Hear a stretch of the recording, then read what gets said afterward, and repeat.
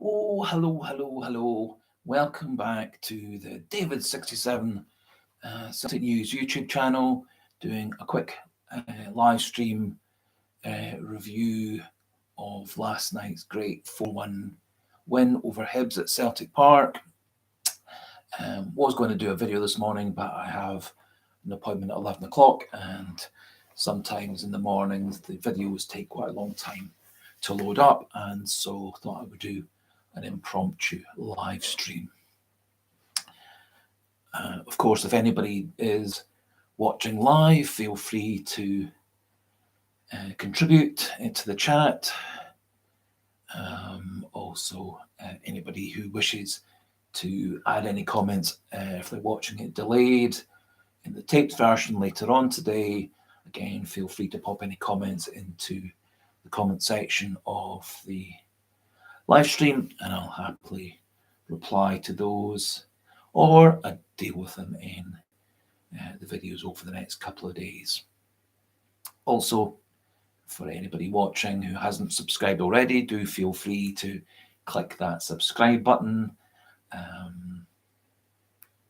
for our channel with a slightly alternative view of Celtic, based on supporting the great club since 51 years, so very much through thick and thin.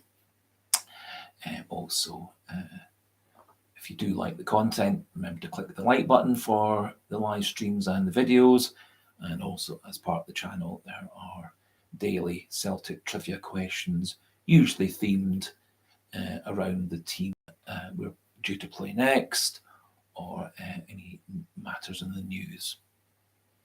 So I was slightly concerned about the game against Hibs last night, as they are a team who has been in good form, a run of 3 wins, a good performance against Aberdeen at the weekend, and it looked like their new manager, Nick Montgomery, has been getting their team better organised, working out which players to play, and also a degree of rotation to keep his players fresh and fit. And of course, Celtic had a very disappointing game against Motherwell that meandered to an extremely poor 1-1 draw, and then an absolutely rotten 35 minutes in the first half against St Johnston, and pretty rotten 15 minutes at the start of the second half, until O came on to revitalise things, as well as Rodgers pushing McGregor, O'Reilly further forward and bringing the defenders further forward, and that allowed us a 3-1 victory over St Johnston.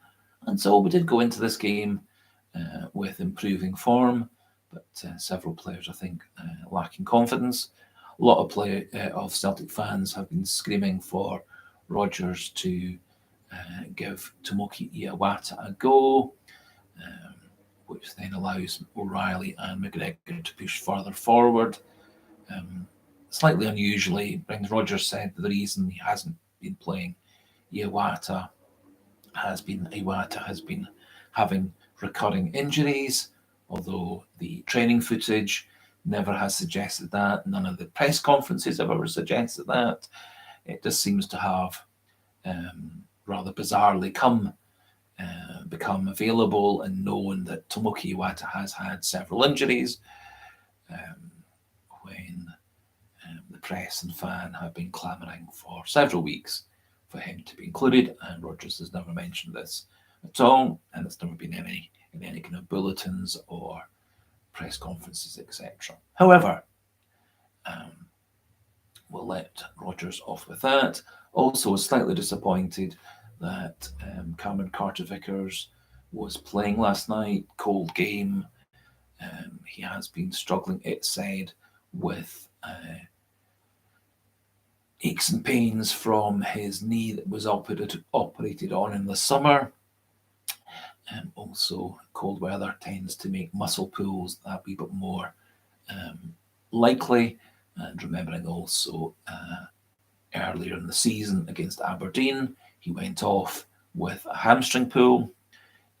Rodgers said after the Aberdeen game it was purely precautionary, that there was no actual pull, and there was no actual injury. However, 6 weeks later, Carter Vickers came back against Lazio, having had 6 weeks of physio, during which time we then had a bit of Gustav Lagerbielke, a bit of Liam Scales, a bit of Nat Phillips, a bit of Stephen Welsh, and it took quite a bit of reorganisation for Celtic to get back on an even keel. As of course, Nat Phillips missed a few weeks through injury just after he got loaned to us from Liverpool. Mike Nawrocki played a couple of games, looked really good to me, but then unfortunately got injured and spent a couple of months out injured. Lagerbielke, I thought, after a slightly nervy start, having been thrown in straight at the deep end, with about 1 day of training with Celtic, he went straight into first team action. He then had to cope with several different changes of defensive partner. He had to cope with the high pressure match against Rangers, then the disappointment of the game against Feyenoord, where he got booked twice and gave away a penalty and ended up being red carded because of the 2 yellow cards. And since then, he does not appear to be part of Brendan Rodgers' team considerations, apart from occasionally being on the bench but never being used. Similarly, Nawrocki, even though he's been back fully fit and in training for a good 3 or 4 weeks, again, he's had the odd bench appearance, but for some bizarre reason, Brendan Rodgers has been using Nat Phillips, who is with Celtic for around about 3 weeks more, as far as we know, as his preferred centre-back cover. Of course, CCV went off at half-time, precautionary for a hamstring ache.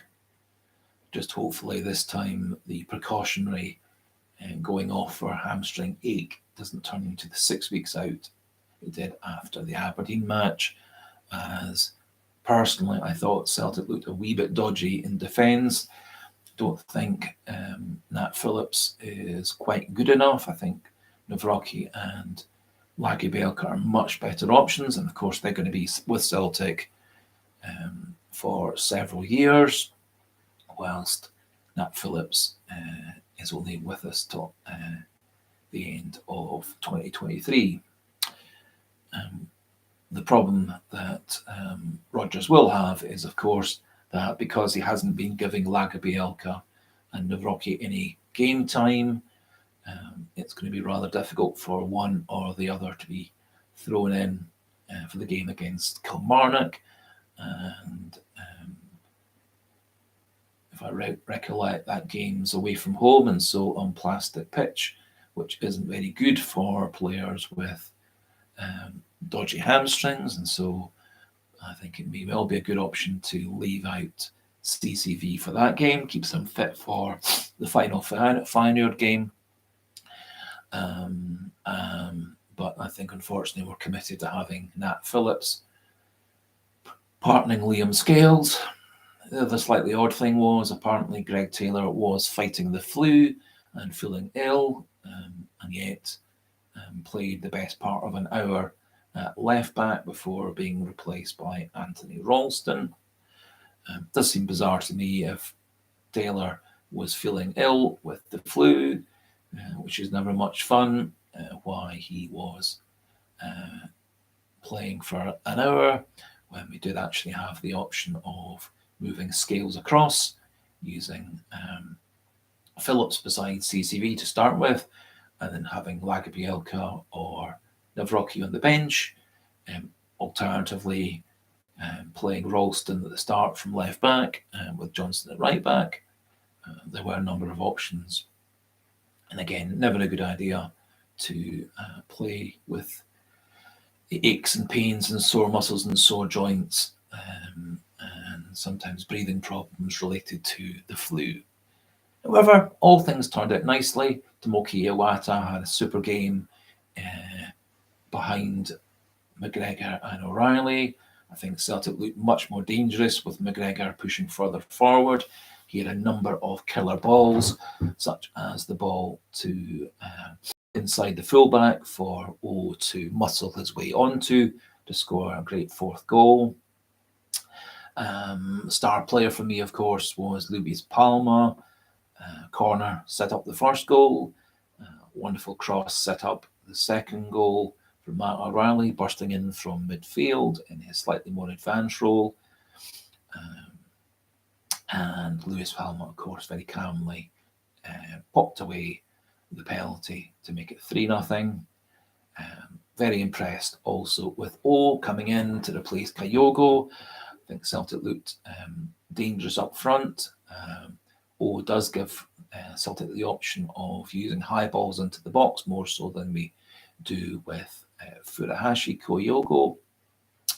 Also, better at holding the ball up to allow the midfielders and wide players to come onto it. Slightly lucky deflection of Carter Vicker's shot for O's first goal, but his second goal, the fourth goal for Celtic, was a brilliant goal. Lovely pass by McGregor through the defence. O outmuscling Fish from Hibs, and a lovely shot across David Marshall into the far corner. I think Celtic could actually have got quite a few other goals. O missed the chance. Couple of balls cleared off the line, couple of good saves by David Marshall in the Hibs goal, and overall, I think very good performances by Iwata, McGregor, O'Reilly, O and Palma. Mikey Johnston had a star on the right-hand side, looked okay, couple of nice runs, did get the cross that got deflected off a defender for the first corner that led to the goal by O. Personally, wasn't that much impressed by Mikey Johnston. Quite a few of the Celtic fan sites and the journalist sites gave Johnston 6s and 7 out of 10s, which seemed to me extremely generous. Probably would have given them a 5. Marco Tilio did come on to replace him with about half an hour to go. Thought Tilio looked like he's got a bit more pace, a bit more creativity, a bit more directness, and I would personally like to see him used in the game against Kilmarnock at the weekend, but fear that we're going to go back to Mikey Johnston again on the right. But I think as long as Forrest and Tilio are on the bench, I think we've got the option of bringing on one or both to take over from Johnston if his performances are mediocre as they were last night. However, it's nice to have a number of options. I think Yang deserves a few weeks rest and recuperation. I think the pressure of quite a number of high-profile games, whilst also trekking back and forward for South Korean Olympic duty and international duty, maybe got to him. I think he showed flashes of brilliance. I think he got better and better up to the Aberdeen game. Then after the international break, seemed to have a dip in form. And I think the pressure of playing against Lazio in Rome maybe was a wee bit too much for him. As has to be remembered that Yang is Yang and Tilio are much younger than Mikey Johnston, James Forrest, even younger than Luis Palma, and so I think a bit of form and coming and going is to be expected with a younger player. I think Yang actually personally is going to get better and better and better. Also would love to see Tomoki Iwata being the starter right from now, right up to the time that Hatate comes back. Iwata obviously also gives us good options, covering defensive positions, can play right back, can play left back, can play centre back, primarily defensive midfielder, but equally able to push forward into a more central, slightly advanced role. And the key for me, I think, was the fact we allowed McGregor and O'Reilly to be much more forward focused.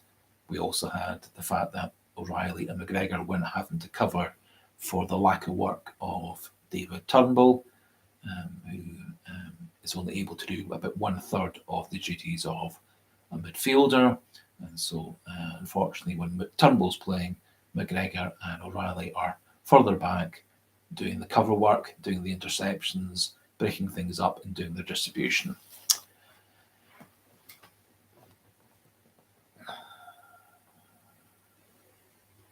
So lots of good points, good points to take forward. Slightly disappointing that Hibs managed to get a consolation goal late in the match when Celtic were winding things down. I think Nat Phillips has to take the bulk of the blame for that, although Joe Hart maybe should have done better with the ball across the box. And Liam Scales was in a difficult position where potentially, if he did intercept the ball, he might well have knocked it into the net. However, he let the ball go across him, and Doidge, the Hibs attacker, managed to score a consolation goal. Nat Phillips, I thought, looked a bit shaky. I think Liam Scales looked less confident without CCV, Lagerbielke or Nawrocki beside him. And I'm slightly concerned if Nawrocki and Scales and Phillips are our centre-back pairing for the game against Kilmarnock. But that's the rod that Rodgers has created by ignoring Nawrocki and Lagerbielke for the last 4 weeks and putting all his eggs in the Nat Phillips basket in terms of defensive backup. Checking this morning, there's no new transfer news of players coming and going. I suspect that's going to heat up over the next couple of weeks, and then particularly so at the end of the year and the first 2 or 3 weeks of 2024, especially during the winter shutdown, 3 weeks or so. Celtic said to be interested in Bojan Miovski. Personally, I'm not massively sure he's a good option for Celtic. I would personally prefer to see a Scottish striker such as Lawrence Shankland, which will help with UEFA quotas for future Champion Leagues. Don't think Miovski's quite cut out for Celtic, especially given how well O played last night. I think also Celtic do have a couple of very talented under-21 players, Vata, Quinn, etc., who can come in and play in an advanced role. We've also got some good midfielders such as Mackenzie Carse, very promising left back, Mitchell Frame, who can also push forward into midfield and even to the top of the pitch. So I think Celtic does actually have a number of options to cover the Asian Cup exodus. Was also checking to see whether the Japan and South Korea squads or the Australian squads for the Asian Cup have been announced. That would appear to be all set up for the start of January, although it's reassuring that none of our Japanese players were called up to a friendly against Thailand for Japan that would have taken away those players away from the game against Rangers at the end of the year and St Mirren at the start of the year. However, I suspect that if Maeda, Kyogo are fit, they'll be off to the Asian Cup. The O will be off to the Asian Cup for South Korea. Possibly Yang, although I suspect he'll probably be at home. And interestingly, the Australian manager Graham Arnold is saying that he's going to use the Asian Cup as preparation for the Australian Olympic side for the Paris Olympics in the summer of 2024, which might actually mean that Marco Tilio is called up by him slightly unexpectedly, as Tilio was involved with the Australian Olympic squad in the last international break, playing a couple of appearances off the bench. It would be a wee bit ironic that just as Tilio was getting into the Celtic team on the bench, that he gets called up for international duty, which might well knock him back several rungs down Rodgers' ladder of priorities and seniority for team action. So just about finish things off at that point there. I think we've covered everything. So a lot of praise goes to Palma, McGregor, O'Reilly, Iwata. I thought Iwata did very well, having not played much apart from a couple of substitute appearances. Mikey Johnston looked good at right back, despite the fact that his ankle is said to be troubling him. Wasn't massively convinced that our centre-back duo in the first half or the second half were quite at 100%. Joe Hart looked a wee bit shaky, particularly with the goal that we conceded. Greg Taylor had a quiet game, didn't do anything particularly wrong, and as I said earlier on, Mikey Johnston fairly quiet game, which of course did allow Marco Tilio half an hour, and he looked okay. I thought better than Johnston, but didn't actually really set the heather on fire. But I think that's to be expected given the fact that he's hardly played football apart from a couple of sub-appearances for Australia Olympic side and a couple of kickabout friendly matches earlier in the season after he recovered from injury. So for all those watching this in the delayed version, do feel free to pop any comments into the comment section. I will be doing a Celtic trivia question in the afternoon once I'm back from my appointment. And as always, just a wee reminder, if you haven't already, do click that subscribe button and like button as well. So for today, thanks for listening and watching this delayed version of the live stream. A couple of folk popping in and out watching the video, the live stream without commenting, which is perfectly fine. Not everybody likes putting forward their opinions live in the chat version. But if there are any people who want to put forward opinions, just pop those in the comment section and I'll happily deal with them later today or in tomorrow's video. Hopefully also people have been watching the shorts, YouTube football shorts attached to this channel as well.